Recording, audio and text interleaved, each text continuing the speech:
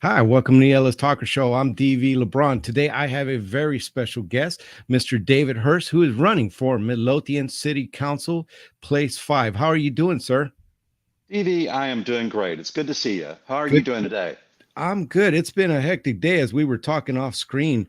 I appreciate you coming on a little bit earlier. I double booked and I apologize because that COVID brain is real.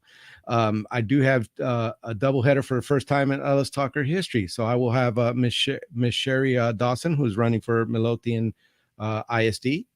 And we're going to have a pack night. And I hope that you guys will join me and seeing these people that want to run and help your community be better. So, can you tell me a little bit about yourself, Mr. Hurst, and kind of just talk about your bio to the people of Midlothian? Well, thanks, Stevie. Thanks for having me on. Look forward to hear you interview with Sherry as well. I met her the other night at the Midlothian Education Foundation event. Sweet lady, and sounds like she's got a lot going for her and why she's wanting to run. But about me, just my background professionally, I'm an architect, I'm a builder. Been doing this a really long time. I've overseen projects all over the country, large projects, small projects, in the roles I've played. I've also lived here in the Midlothian community for just about 30 years, not quite 30 years. My wife and I have been married for 36 years. We have four grown children, all graduated from the Midlothian School District, two grandchildren, which are the joy of our life. And we just are thrilled to be in the community. We've always loved being here and love to continue being here. I've been serving in the community for a while, kind of under the radar and quietly. I've served on various commissions and boards for the last 8 years and decided that it's my time to step up and see if there's a role for me on the council to try to help lead our city through the growth and the transitions that are going on right now. And we're definitely going to talk about that growth. I tell every candidate that comes on here, thank you for wanting to serve your community. This politics is it's a tough game here in Ellis County, and anybody wanting to put themselves through that just to serve their community, I commend them. So 30 years in Midlothian, and your builder, and we'll talk about that or any possible conflicts of interest. We're going to talk about that, but I wanted to go ahead and start on the issues. So one of them is taxes. Taxes are something that are affecting, and the city taxes are not as big as the school taxes, but they are a chunk. They are bigger, and then county being the smaller part. And people, taxes are a structural issue here in Texas. They're serious state issues that need to be resolved, etc. But people are suffering and they're having a hard time paying their mortgage, especially those with fixed incomes. So I wanted you to kind of speak on that.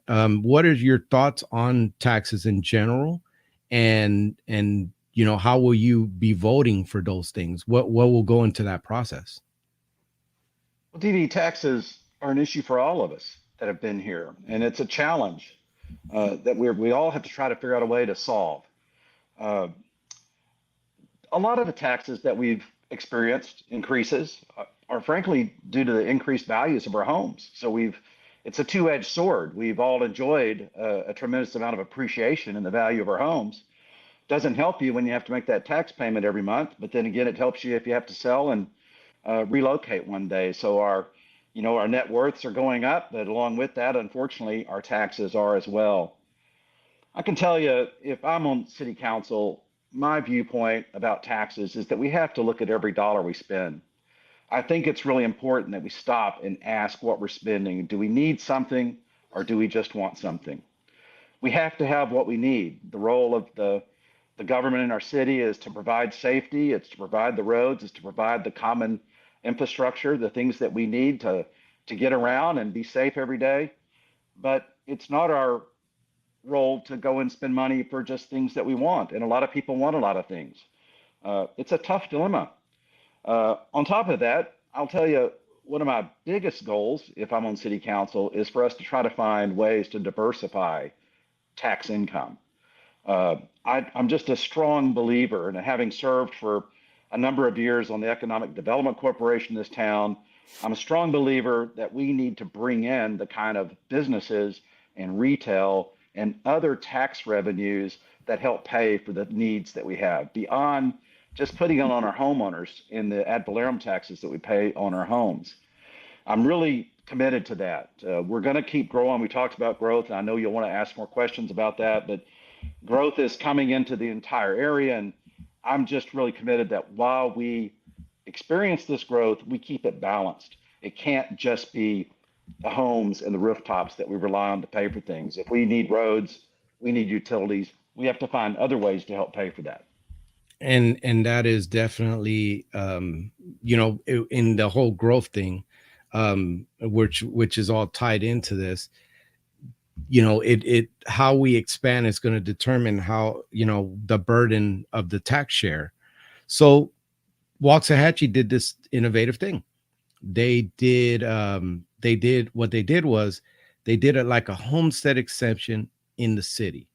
Do you see yourself supporting that? And then one of the other ideas during this tax debate, the last budget that I was watching, there were like three different rates or four different rates they were talking about. And one of them was like a no new revenue rate, where, basically the rate would be where, it would keep so that you didn't have to pay more. If you like we were talking about, the property values go up, you wouldn't have to pay more. So can you speak on those things? Well, I'm fully, again, supportive of us finding ways to balance what we need with what we have to pay for and finding innovative ways to make that happen. It's important to all of us. I'm in my early 60s now. My income is going to one day be fixed as well, and I'm concerned about that. It's expensive. It's expensive to pay the taxes in this town, and we have to try to find ways to get creative, starting with our budgets. Again, let's only pay for what we need. Let's examine what we need. Let's balance that with what we want, and then let's try to find better ways to cover those costs than just paying our taxes on our homes. I'm really committed to that solution. So the growth, going into growth, since we've been kind of dancing around that, it's expanded big time. It it slowed down a little bit last year, according to the Midlothian budget. It slowed down like 14.9%, but there's a lot of things that are already in the pipeline that have been there. The growth in Midlothian has been explosive. But the growth was mainly rooftops. It was kind of a bedroom community, if you would say. As if you were elected onto council, what kind of strategy would you like to take towards that? Would you like to take because I've talked to other politicians in Ellis County, and they have talked about having a place where you work, you play, you live, all of it encompassing in one. Is that something that you see for the city of Midlothian? I definitely see us working really hard to try to balance how we grow the city. The growth, while I agree with you, there certainly has been an explosion in rooftops. There has also been quite an increase in the commercial development in Midlothian in the last 5 years. We've seen a lot of businesses come in out the south side of town in our business parks. We've seen an increase in tax revenue from sales tax that's been quite significant through the COVID years and into now, that is mostly driven by sales tax. That sales tax increase has been driven more by the construction that's going on than by us buying more goods at Kroger than everything. And you know, I think our economy is headed for a slowdown personally. So we're going to see a reduction, I believe, in those sales tax dollars that are helping pay for things right now. So again, I just think it's really important that we really focus on the type of growth that balances the homes that want to come here. There's lots of people that want to be in our community for great reasons. We're not going to stop that, and I don't want to turn those folks away, but we have to balance that with what we're growing. And that's, I say that word over and over again. I'm just really passionate about this idea. We have to balance the growth. It can't all just be one way or another. You spoke earlier when you were talking, giving your bio. You spoke about being a developer throughout, your life, your profession. Sometimes that gets a really bad rap there. So I wanted you to kind of speak to any possible conflicts of interest that you may have, will you commit to not doing business with the city of Midlothian if you are on the council? Well, DV, respectfully, I didn't call myself a developer. I'm sorry. I'm sorry. I'm an architect and I'm a builder. That has been the bulk of my career. I've been a I'm general contractor and an architect for many years. I generally serve developers as a consultant. That's primarily my role. I have done some development, but that is not my core of my business. And even in my service on the 4A board here, the Economic Development Corporation board here in Midlothian, I have been zealous in making sure there are no even appearances of a conflict of interest in anything that I do. Serving in this community and serving on these boards is frankly in some ways detrimental to the potential income that I could make because I choose not to let myself be put in a conflict of interest. So I do work that I do elsewhere, and I get compensated well for what I do in other areas, and I don't need to do that here in Midlothian. So I foresee absolutely no conflicts of interest in anything that I do, and anytime there is even the appearance of it, I would quickly and adamantly step away and recuse myself from any input in such a conflict. Hey, that is what people want to hear, definitely. And so, you know, growth, uh, commercial, we talked about it. Commercial has really exploded. We talked about a balanced approach. Do you support, like, what do you think that the city could do better since you've been in business? What can the city do better to attract businesses? So I think one of the things that has hurt us historically for attracting business has been we have a weird demographic here. When businesses look, and well, it depends on the type of business you're talking about. When we talk about retail, and we've talked a lot of, I hear folks talk all the time, we want entertainment, we'd like nicer places to eat, things to do where we don't have to leave our community for entertainment and that sort of thing. And we're sort of in a economic anomaly, or a demographic anomaly, I would say. And it just has to do with the way businesses look at placing uh, uh, their investments.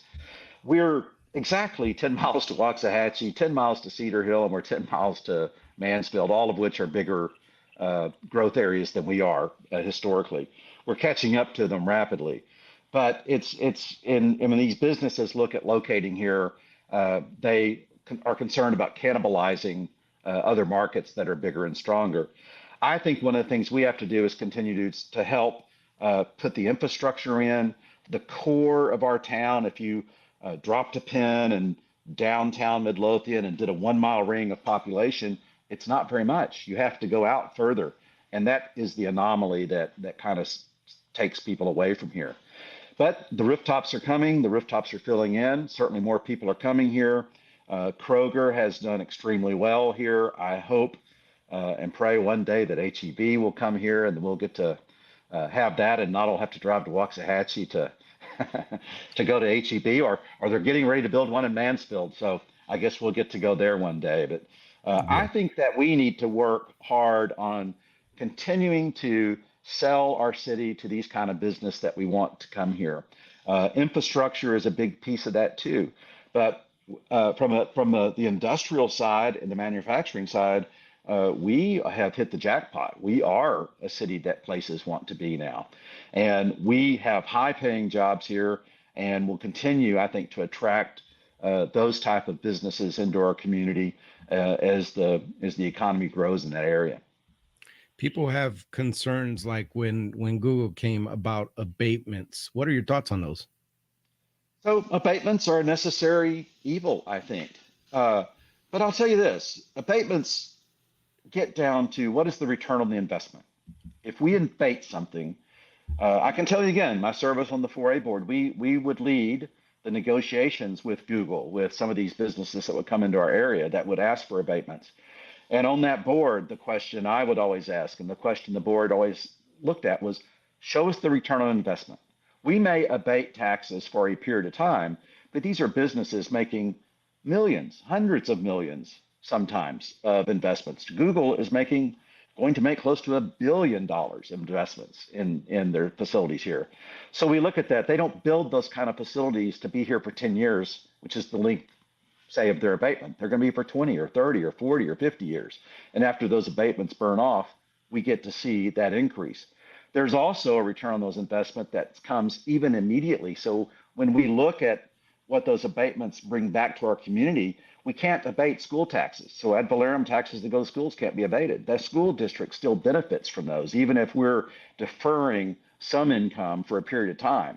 It all gets down to return on investment. And if it makes sense, that's when we do it. That's when the city votes for it. That's when the county votes for it.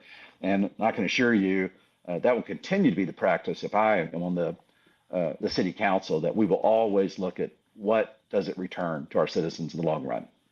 Infrastructure is something that's affected with all this growth. The roads have difficulties. You have a lot of roads that are state roads in this place. I was interviewing Mr. Councilman Darrow, and he was talking about that the city can actually decide to or can take over the cost and expense of that. I don't know the legalities of that. But if that's something to be true, is that something you would support so we could better our roads in the city? I absolutely support that. TxDOT owns the major roads within our community. It's similar even in other communities around the Metroplex. But yes, there are ways that we can invest our own money into helping make some of these improvements. I mean, certainly these are very expensive projects, and there's no question we would like for TxDOT to pay for that with the other tax dollars that we pay already in for road improvements. But when it comes to the TxDOT dollars, we're competing with everybody in the state for the same dollars.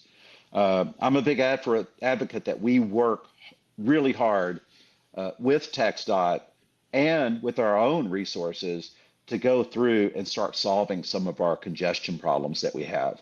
We can do that. I agree that it is possible for us to go in and contribute some of our own money to help make that happen. So we have to balance all those and try to find a way to, again, to not spend all of our money or go into debt to pay for things that we have to pay for later through bonds, but try to balance and solve those problems as they come up. One of the things that were mentioned in my previous interview, since you mentioned debt, there was when they presented the budget, they were going to be in a deficit by, and I'm sorry, I don't have the number, but it was a couple million or et cetera, that we were going to be over. And that was different from, what Councilman Darrow was talking about. What are your thoughts on that, on the budget? Like, do you see, like, what do you think? What are your opinions on being a good steward to the people of Midlothian, good steward to their money? Well, I'm very committed to the concept of being a good steward for my neighbors of where our money is spent. And I'll be honest with you, I've not historically taken a close look at our city's budget, annual budget.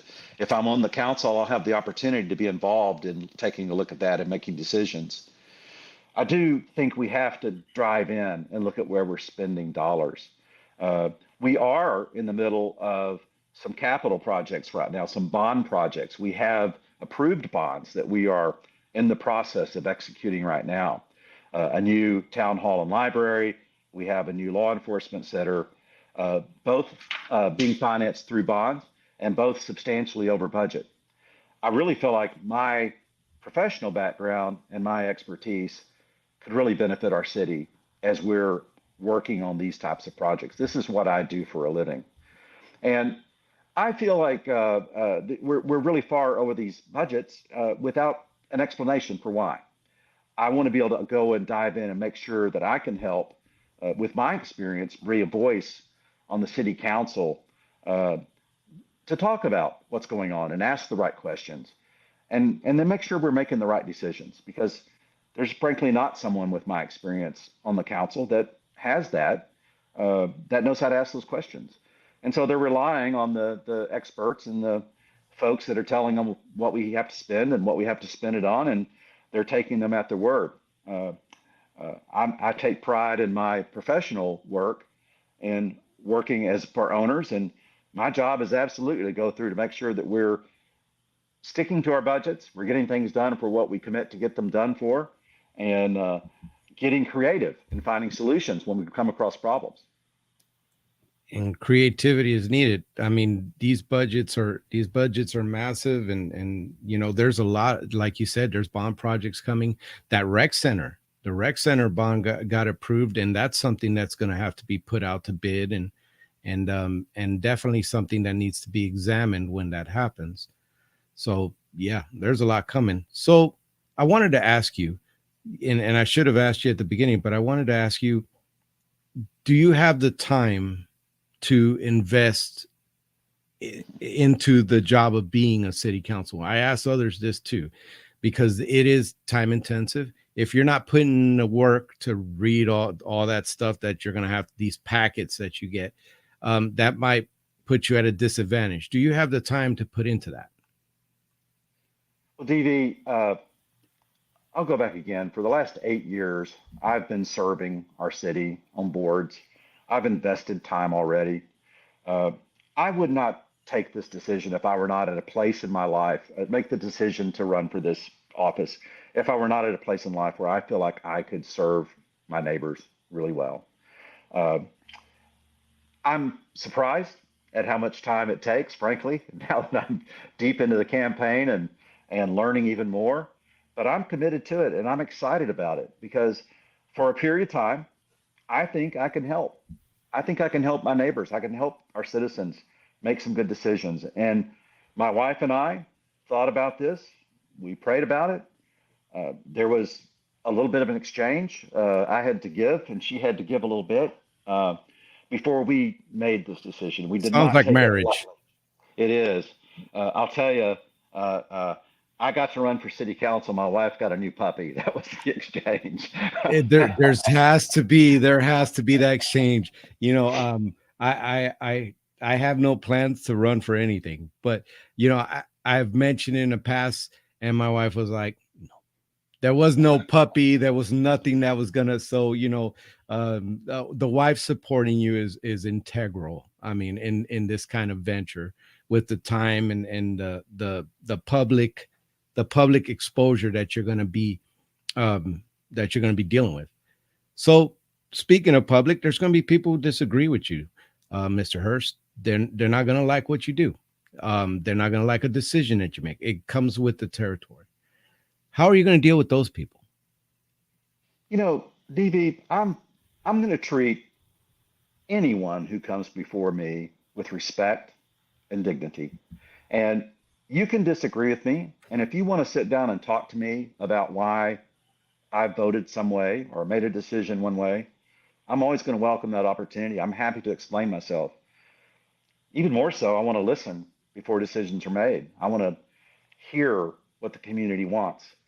And one of the things I've learned and believe is that the loudest voice that you hear isn't always the majority of the voice. Sometimes the loudest voice is just the loudest voice.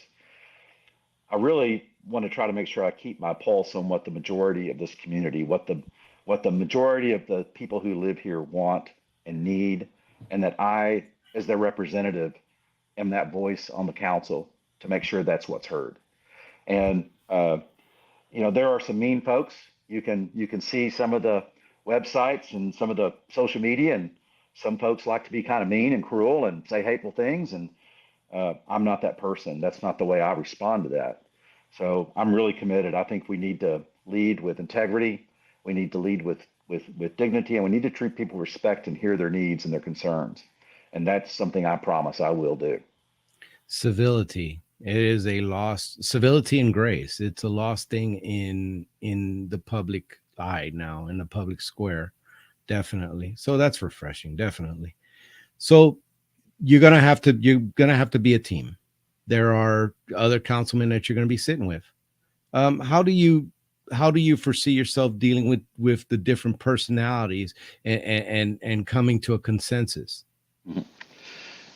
TV consensus building is what I do for a living. I'm into construction and the building industry, and I have to go and be able to on a daily basis communicate with the most sophisticated owners, wealthiest people around, and the guy that's putting pipes in the ground and putting plumbing in.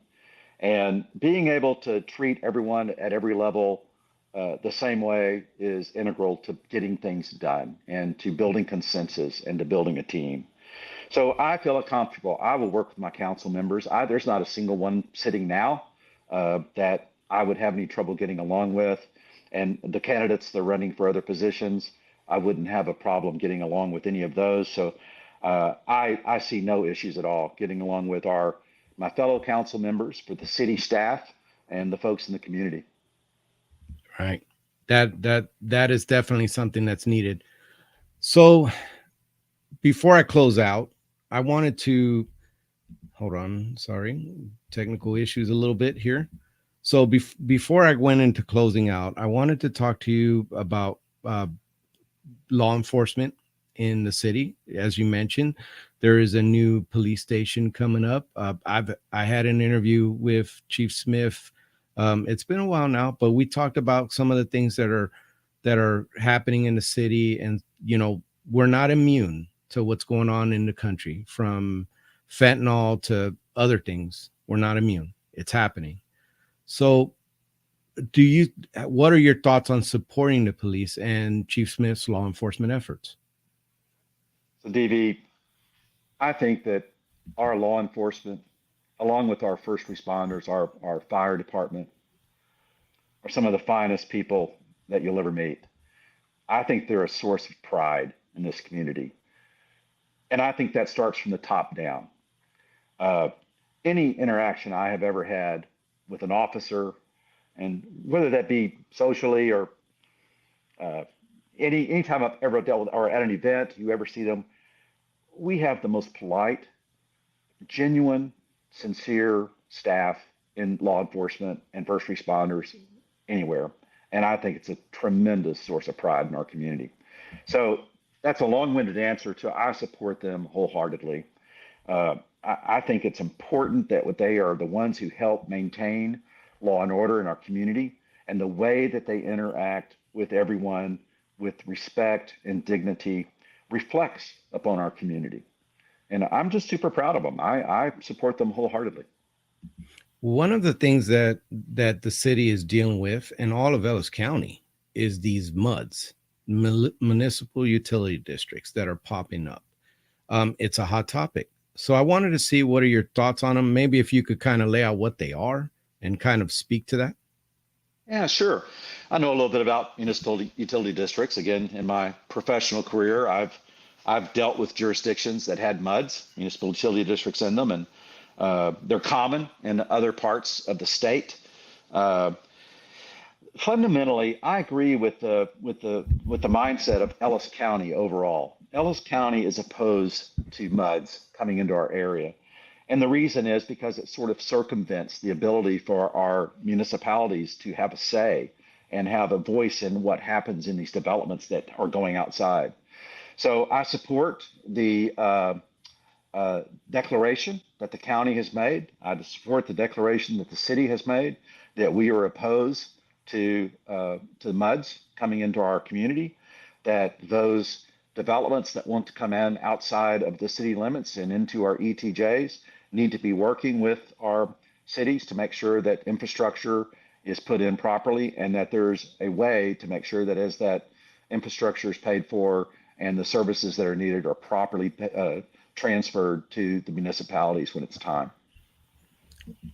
Okay. And I mean, that's been all over the internet, definitely. And the internet's not always the most reliable source. We all know not everything on the internet is true, but the MUDs have been a hot topic, and their effect on the community.